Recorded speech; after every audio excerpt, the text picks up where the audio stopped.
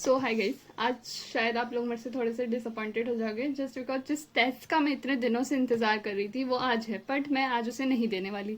और इसकी वजह कोई लेजीनेस नहीं है, आई एम नॉट लेजी मेजी।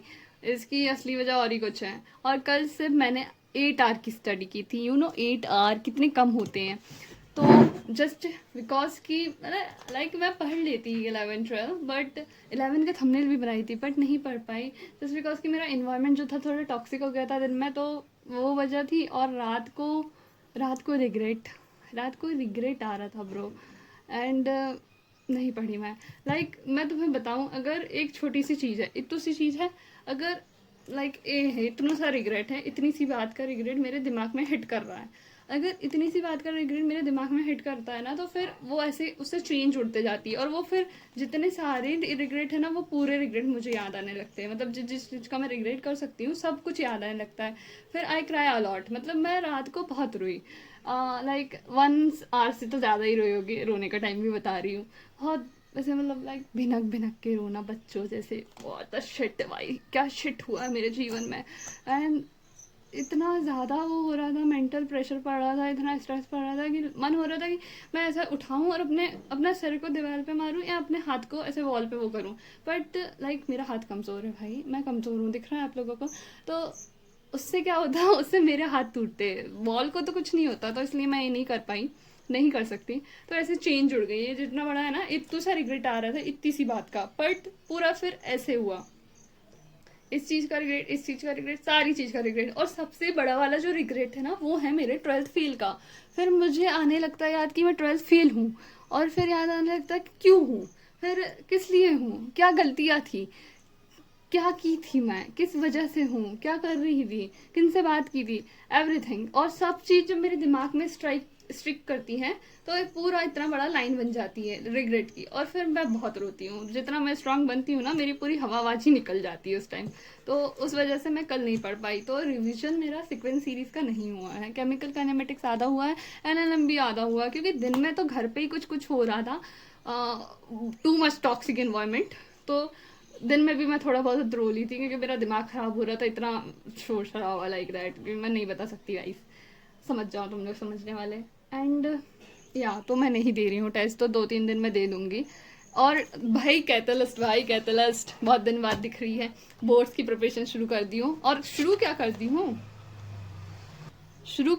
I am done with my first chapter.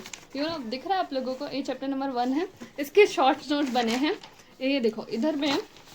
Wait guys, wait थोड़ा। यहाँ पे थोड़ा थोड़ा लिखा है, Coulomb's law, electric diaper, sorry.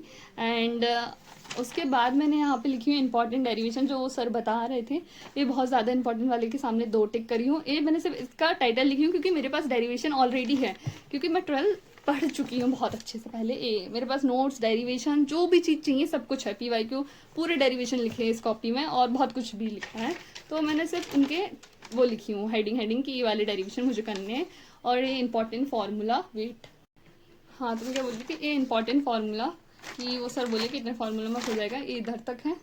और बाकी चीज़ मैंने, जो मेरी कैटलिस्ट थी ना, ये बहुत क्लियर थी। इसमें से मैंने पेंसिल से वर्क की थी, अभी मैंने इसमें हाईलाइटर से वर्क की हूँ, लाइक दैट। ये दिख रहा है आप लोगों को, ये हाईलाइटर अभी की हूँ मैं, इधर भी की हूँ।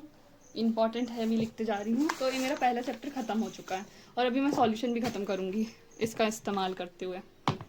Wait a minute, I will show you my to do list. और कल कितना हुआ ये भी बता देती हूँ। तो जैसे कि मैंने सिस्टमेटिक और क्लियर टू डू लिस्ट बनाई थी, वो भी मेरे सब्सक्राइबर के कहने में। तो दिस NLM आधा रिवीजन हुआ है, सीक्वेंस सीरीज मैंने टच भी नहीं की, इसका आधा रिवीजन हुआ है।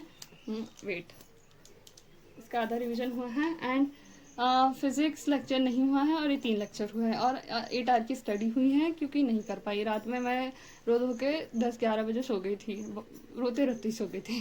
सॉरी, ये सब बताना नहीं चाहिए, बट सब कुछ बताती हूँ, तो ये बताने में क्या। और ये it's was my to do list, जिसमें से ये हो गया मेरा, और ये अभी हो जाएगा, फिर ये वाला करूँगी। एंड टेस्ट, आज तारीख कितनी है, आज है 14, 15 16 17 को दे देते हैं टेस्ट। कमिटमेंट 17 को टेस्ट देंगे, कोई बहाना नहीं मारेंगे, क्योंकि 28 को एडवांस का टेस्ट है, वो देना ही है। That's all today. And yeah everything is going well. तो तुम्हें एक और चीज़ दिखाती हूँ। I am going to complete my whole class 12th for boards 27 तक, हर दिन एक एक लेक्चर। मतलब ऑलमोस्ट फिजिक्स तो पूरी खत्म करूंगी, ऑलमोस्ट क्या खत्म ही करूंगी फिजिक्स, और केमिस्ट्री आधी कर दूंगी। ऑर्गेनिक करूंगी इसके बाद, ये 3 चैप्टर मेन है अभी, और उसके बाद ऑर्गेनिक स्टार्ट कर दूंगी। और ये देखो लाइक दिन में होते हैं 24 घंटे, 6 घंटे की स्लीप, 2 घंटे का अदर काम, 8 घंटे हो गए, फिर 24 - 8 16 घंटे बच रहे हैं। 13 घंटे जेई को दूंगी और 3 घंटे बोर्ड्स को दूंगी कल से। और कल से वीडियो का टाइमिंग रहेगा शाम के 5 बजे, क्योंकि मेरे को सुबह का प्रोडक्टिव बनाना। अभी मैंने 2 घंटे की पढ़ाई कर ली, उस morning is very important, very productive रहना चाहिए वो, तो मैं उसे प्रोडक्टिव ही बनाना चाहूँगी। तो मैं मॉर्निंग में वीडियो अपलोड नहीं करूँगी, जस्ट बिकॉज कि मुझे पढ़ना रहेगा। मैं 7 बजे से पढ़ना शुरू कर दूंगी और शाम तक पढ़ूंगी। 4 बजे वीडियो बना के 5 बजे अपलोड कर दूंगी। तो तुम लोग ना 5 बजे का नोटिफिकेशन मेरा ऑन कर लेना। हाँ, तो मैं कहा थी कि हाँ आप लोग मेरा 5 बजे वीडियो देख लेना। सॉरी यार वो ब्रेक हो जाता है, बीच में बैकग्राउंड साउंड आ जाती है। वैसे ही मेरा 4th टेक है, मैंने पहले भी 3-4 टेक ले ली थी। एंड ये है मेरा पूरा प्लान कि ये मैंने अभी 27-30 तक ये पूरा सिलेबस फिजिक्स और केमिस्ट्री ऑलमोस्ट डन कर लूँगी। इंग्लिश हिंदी एक एक दिन का है, फिर मैथ्स भर बचेगा, उसको आराम से करते रहेंगे। एंड ये पूरा मेरे पास एक कॉपी है, लाइक या बोर्ड्स में फेल होने का रिग्रेट, ये मेरी पूरी कॉपी है जिसमें पूरे डेरिवेशन, पूरे चैप्टर नोट्स सब कुछ है। तो कॉपी बस वो है, बाकी सब अच्छा है उसमें अंदर का। कॉपी के पेजेस भर ख़राब है। एंड लाइक दैट कि हाँ मैं अपने घर से शिफ्ट हो जाऊँगी नेक्स्ट मंथ, तो फिर थोड़ा मेरे को दिक्कत जाएगी, बट या करना पड़ेगा।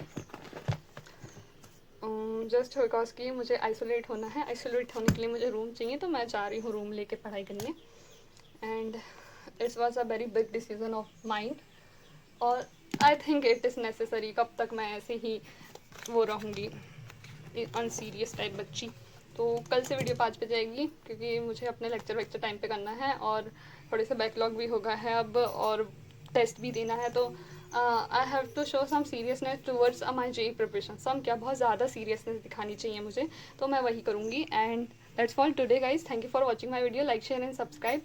एंड शाउट आउट देने को किसी ने बोला था, शायद आयुष नाम था, आयुष, सनी में आनी है, मैं वो अटैच कर दूँगी।